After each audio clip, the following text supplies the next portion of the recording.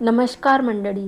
आजची आहे 28 डिसेंबर आणि आज माझी भाची आली होती, तर त्याच्यामुळे मग म्हणजे ती काल आलेली होती आणि आज जाणार पण होती, कारण की तिला जायचं होतं, तिचं कॉलेज होतं म्हणून ती जाणार होती. तर मी तिच्यासाठी असं साधं जेवण बनवलेलं आहे. वरण भात, भाजी पोळी हे बनवलेलं आहे. थोडासा शिरा बनवला होता, कारण की आजचा पौष म्हणजे ती पण होती आणि पौषातला रविवार पण होता, म्हणून मी थोडासा शिरा बनवला होता.